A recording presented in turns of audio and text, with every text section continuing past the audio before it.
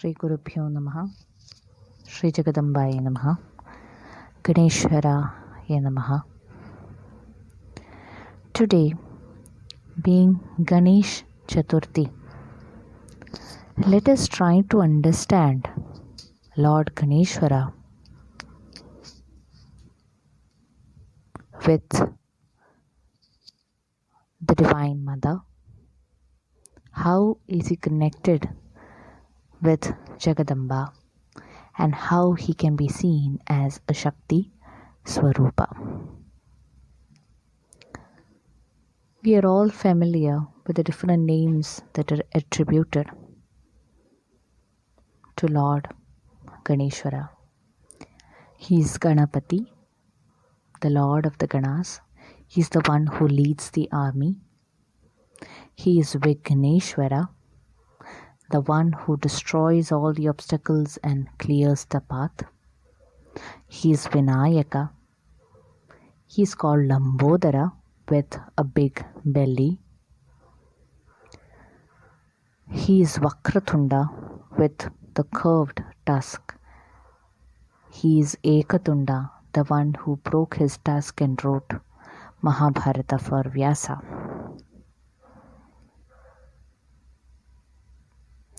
And there are different forms of Ganapati or Ganeshwara. There is Nartana Ganapati, there is Drishti Ganapati, Heramba Ganapati, which is a furious form. And there are different forms of Ganapatis. Now let us try to understand how he is a Shakthi Swaroopa. Shakthi Swaroopa in the sense one who is a reflection of the Shakti or who has the essence of Shakti. Literally speaking, we have Parvati as his mother. One of the stories that we have heard is where Parvati goes to take bath, and out of desire she creates Ganapati, and he guards the place where she is taking bath because he has been given instruction by her. And when Shiva comes, he doesn't allow Shiva to enter, and there is a war that ensues between them, and Shiva finally cuts off his head. And then the Devas assemble, they go and search, and they bring the young elephant's head, and that is transplanted to Ganapati. And that is how he became Gajanan or Gajavadana or Karivadana, the elephant-headed god. This is the story that we are all familiar. And we have Parvati, goddess Parvati, as his mother, and how she created him with love, and how as an obedient son he followed her instructions, and then what had happened to him. And because of this, all the Devas, when they assembled, they gave different boons to him, which is why he is considered as one of the most important gods, and he is the Prathama Vandita or the Adi Pujita, because only if he is pleased, the obstacles would move away and the spiritual journey would be clear. The story that I would like to bring here is from Lalita Sahasranama, which says, Kameshwara Mukhaloka Kalpita Shri Ganeshwara. So, what does it say? Kameshwara Mukhaloka Kalpita Sri Ganeshwara. So, looking at Kameshwara, casting a glance at Kameshwara, there came Sri Ganeshwara. Now, we all know that Lalita Sahasranamam talks about how Lalita Devi kills Bhandasura. So, the fight is going on. We have Kameshwara who weds Kameshwari. So they are the king and the queen. and they rule for quite some time, and it is after that Bhandasura comes for the war. And with all the assistance, she fights. So amidst the fight, we have Ganeshwara coming up. How? She looks at Kameshwara, and with that, Sri Ganeshwara is born.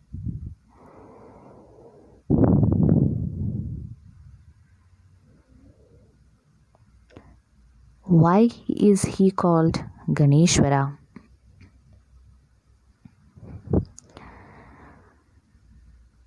He is the Deva of the Ganas. Now, a Gana is the one comprised of the Gunas.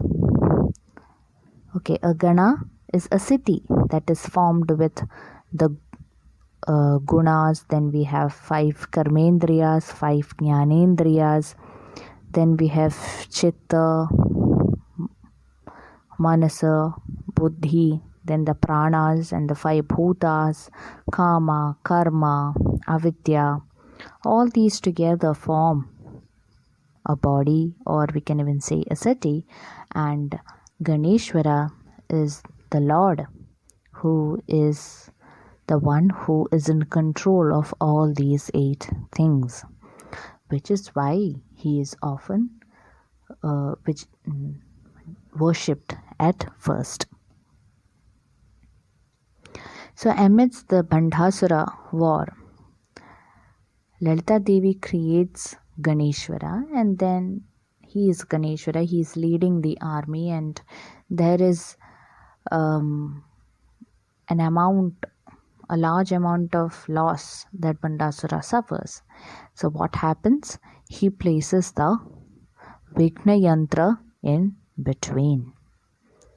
So when this yantra is infused, there is a sort of confusion amidst the army of Lalita Devi, and there is a sort of instability.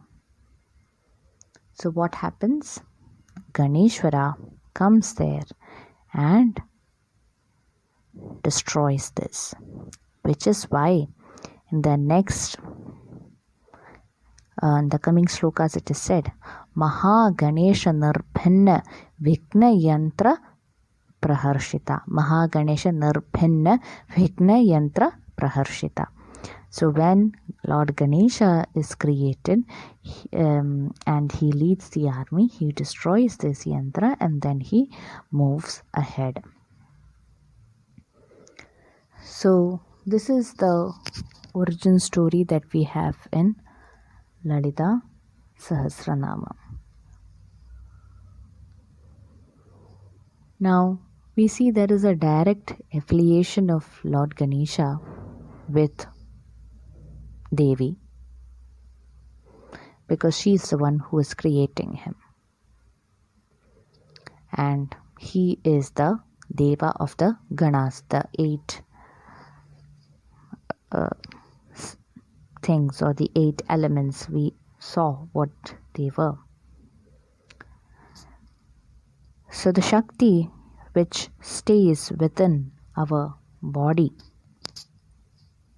and which is subjected to buddhi, manasa, ego or ahankara, chitta, right? All these things are under him.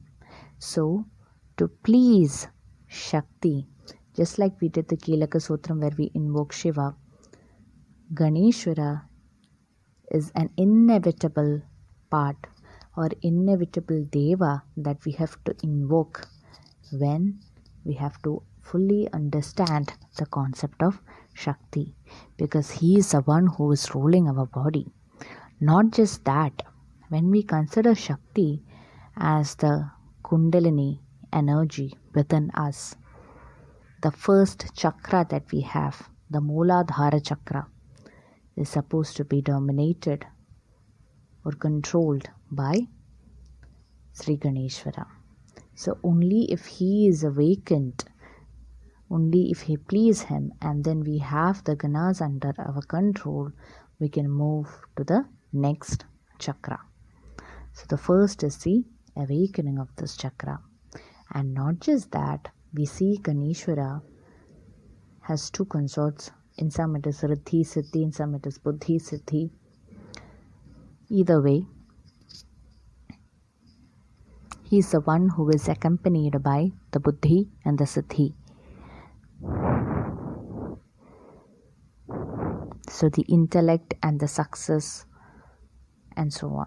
So when we worship him and we understand him and we get hold of the Muladhara chakra, or the first phase of the spiritual journey, we'll have the jnana and we'll have successfully completed the first stage of our spiritual journey.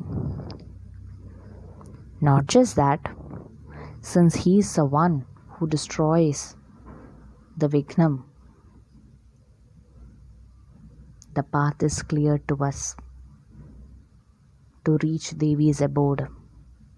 He would clear off all the obstacles in our path and he would give us the proper knowledge, because remember, Ganeshwara also represents knowledge. He is a holistic God, where he is a warrior. He represents knowledge. And he is in perfect balance of emotions. We never see him angry, which is why in one of the songs it said, Raudra Rahita. So he never gets angry and all his emotions are in control.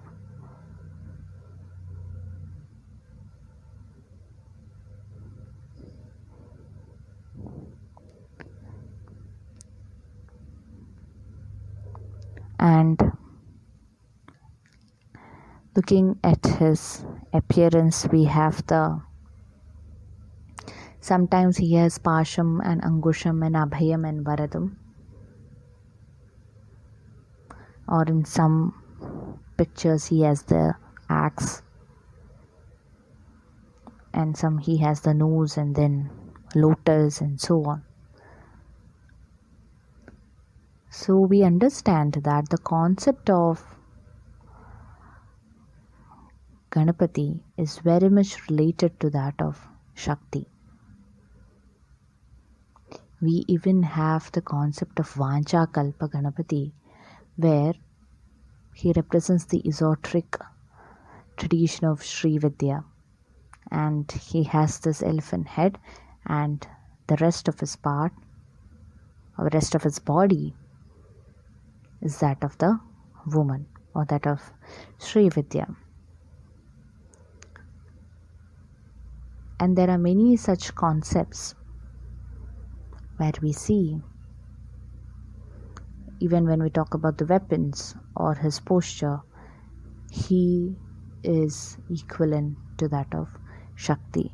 And from this we can understand that for us to go nearer to Devi, first we have to understand, we have to invoke the blessings of Lord Ganeshwara.